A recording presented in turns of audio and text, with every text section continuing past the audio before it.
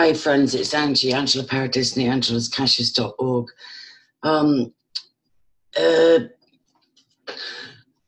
I've got so many things swirling around in my head that I'd like to ideally address. So I think I might make a series of short videos on the different subjects. So one that's just coming up for me, the head of MIT, I think, is it Massachusetts Institute of Technology? I think so, has just resigned because it's become apparent that he lied about the level of donations from people like Jeffrey Epstein and Bill Gates. So, for instance, he admitted to 800,000 worth of donations from Epstein, the last decade or so, and apologized for that and said he'd give it to charity. But this recent drop of documents has shown it's millions. And not only has Epstein invested millions in MIT, but also so has Bill Gates, and they've all wanted to keep their name quiet. So Sean Atwood, the latest protege of David Icke, Shaun Atwood, is doing fantastic. He's 250,000 subs and doing great. And he's an ex-stockbroker and also an ex-con. I think he did 6 years in prison in the States for dealing in ecstasy, something like that. So he's bridging a gap, and he's disseminating information like, you know, the sort of salacious details of, you know, Virginia Roberts Giuffre's orgies with Prince Andrew and, you know, Dershowitz and all the others allegedly, and that's good. And I'm just wondering if people will get, if this is a bridge to the real dark news, as Tom Dunn would say. And I'm just, all I want to do is be a conduit. So I've got a tiny little channel. I'm nearly up to 2,000 subs, you know. So that's great.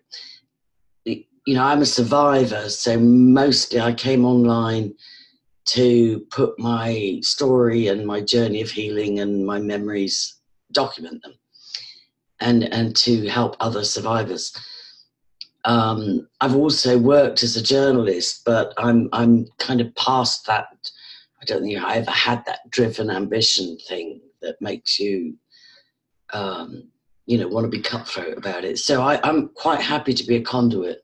So the point I wanted to make, and I said it in comments under Sean Atwood's latest video about MIT and the resignation of the CEO or whatever he is, that it completely links up with the sudden death called a suicide, which his close friends did not believe was a suicide, of a child genius or boy genius called Aaron Swartz. Terry Joyce recently did a little sort of touched on it, and Quinn Michaels has done some really deep research. Now, Quinn Michaels, as much as people mock him, Quinn Michaels did a brilliant deep dive on Aaron Swartz before Epstein got arrested, even, I think, you know, before Epstein got extracted, in my opinion. I don't think he's dead. You know, I think he got extracted, but that's irrelevant because the mainstream media narrative is that he's dead or, you know, murdered, suicide, he's gone, you know, whatever. So I'm not going into that whole, I'm hoping that the Epstein drama, like the Me Too drama, will lead people to the truth of what is really my area of expertise, which is child sexual abuse, and my area of research and experience, satanic ritual abuse, and it all links up with child trafficking, and sadly it links up with the international child pornography distribution market, which is worth billions. It's worth billions. And even darker, the snuff movie market, which a Hollywood actor referred to lately but the children's home survivors from the UK have been trying to get this truth out for decades. They've just been saying, you know, we got trafficked to Amsterdam, and you know, I saw this child killed, and you know, Carl Beach is serving 18 years for saying he saw 3 children murdered. There's a level of demonic possession and diabolical quest for power from dark entities that has people think that, as Aleister Crowley said, sacrificing little boys or little girls or babies, as outlined by the Hampstead children, will somehow access demonic powers. So I'm not going to go dark. I'm just going to say, for those who want to join the dots, because I'm not a researcher by nature, I believe, trauma-based mind controlled asset, you know, like I have photographic memory, and you know, I believe I was placed in many situations with powerful and influential people for the purpose of absorbing information and relaying it back. But that's also by the by. What I'm trying to say now is, if anybody wants to join the dots between MIT, I think it's the Massachusetts Institute of Technology, where they've just discovered that Bill Gates and Jeffrey Epstein secretly donated millions, join the dots with the sudden suicide of Aaron Swartz, who was a boy genius, hacker. I think he invented Reddit or something like that. You know, he was what people try to portray Zuckerberg as. He was a child, you know, boy genius. And one of the last videos, I don't know if he released it as a dead man switch, was himself with a laptop shut in a cubbyhole at MIT, downloading 8+ hours worth of sensitive information, a bit like the allegations with Seth Rich, you know, where Seth Rich is alleged to be the leaker that actually physically downloaded damning evidence from the Democrat Party and then got those thumb drives to WikiLeaks. That's the, you know, that's one of the theories, but that's not the point. Here might be a genuine case of that, and the Seth Rich thing might be true too, but here might be a genuine case of that, where young Aaron Swartz was sitting in a cubby physically downloading what he had stumbled upon by hacking into MIT. And what I want to say is, Quinn Michaels, who gets lambasted online by all and sundry, but in my opinion is a genuine, another boy genius. He's a man now, he's in his late 30s, but he was a coder for Nike. He got awards for, you know, tech stuff with Nike. He's and he has that kind of trauma-based mind control background, you know, from childhood, where he can assimilate information and join dots, you know, like some, what they call autists, and just join connections. And I'm not in the same scale, or maybe not the same field as Quinn, but I'm seeing a huge connection here. So Sean Atwood, bravo on disseminating the stuff about 17-year-olds, you know, 14 to 18-year-olds, which is bad. It's very bad. And I've already said I salute Virginia Giuffre and all the other survivors of the massage part of Jeffrey Epstein's scandal and international trafficking. But I know there are those that don't have a voice, or didn't at the time, which is children. So Quinn Michaels he did a great deep dive on Aaron Swartz. I think he showed and shared, I'd seen it already, I'd seen it before. I do masses of research but I don't archive stuff. I'm not a researcher by nature, and I don't archive stuff unless I just file it in my head, basically, is what I do.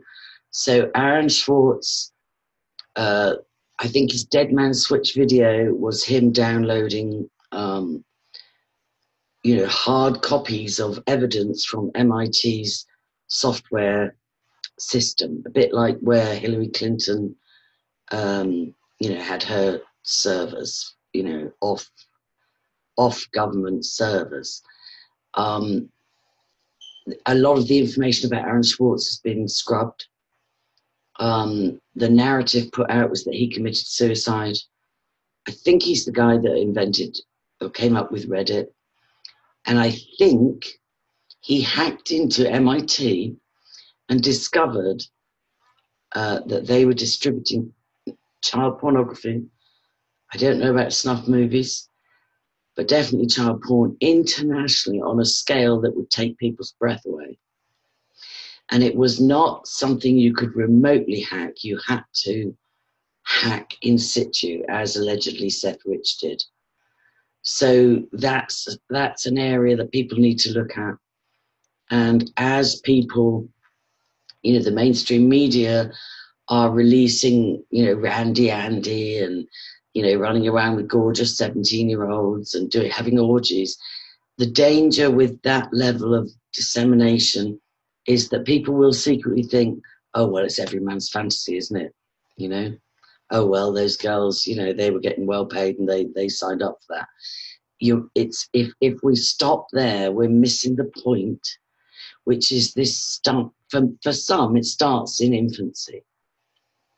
When you talk about sex slaves, you're not just talking about a friend at school says, I know somebody who can give you a couple of $100 if you do a massage with benefits. It's not that simple.